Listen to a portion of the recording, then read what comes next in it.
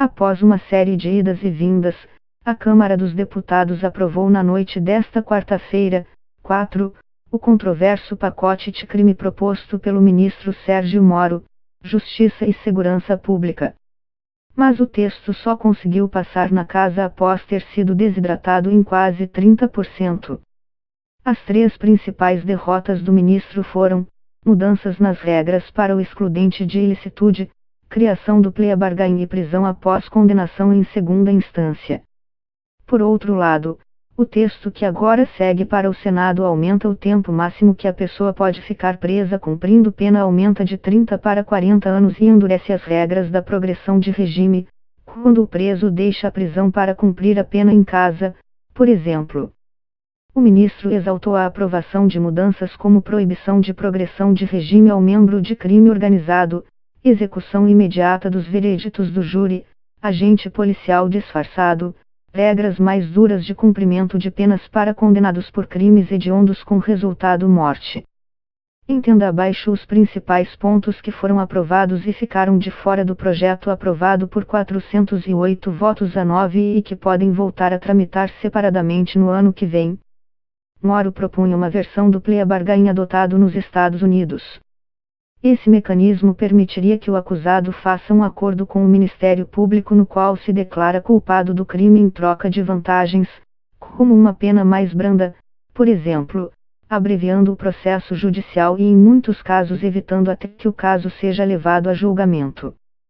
Para críticos desse instrumento, há uma concentração excessiva de poder no Ministério Público e inocentes podem ser levados a confessarem e serem punidos por crimes que não cometeram. Nos Estados Unidos, estima-se que mais de 95% sejam resolvidos por meio dessa solução negociada. A proposta era defendida pela Associação Nacional dos Procuradores da República e por cerca de 90% dos magistrados brasileiros, segundo o levantamento divulgado pela Associação dos Magistrados Brasileiros. Em vez do mecanismo sugerido por Moro, os deputados aprovaram uma proposta do ministro do Supremo Tribunal Federal Alexandre de Moraes, que modifica as regras da transação penal, instrumento usado pelo Ministério Público para propor o cumprimento de penas alternativas antes do início do processo judicial. Esse tipo de acordo, que atualmente só se aplica a crimes com pena de até 2 anos, passa a valer para crimes sem violência ou ameaça puníveis com pena de até 4 anos, além de incluir investigações de agentes públicos acusados de improbidade administrativa ou enriquecimento ilícito. A lei atual já isenta de culpa o policial que age usando moderadamente os meios necessários para defender-se de agressão, atual ou iminente, a si ou a outra pessoa. Moro propunha alterar a redação deste parágrafo do Código Penal ampliando as hipóteses de beneficiar policiais.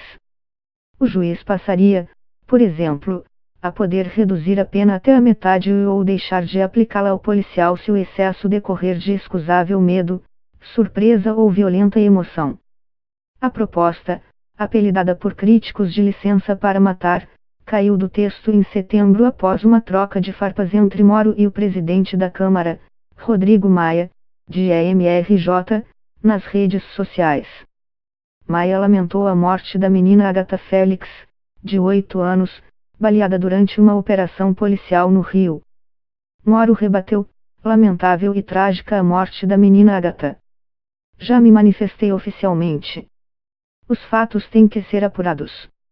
Não há nenhuma relação possível do fato com a proposta de legítima defesa constante no projeto de crime. Em novembro, o STF proibiu o início do cumprimento da pena antes de esgotados todos os recursos dos réus, o chamado trânsito em julgado. Ou seja, a Corte modificou o entendimento que permite a prisão do réu depois de condenação em segunda instância.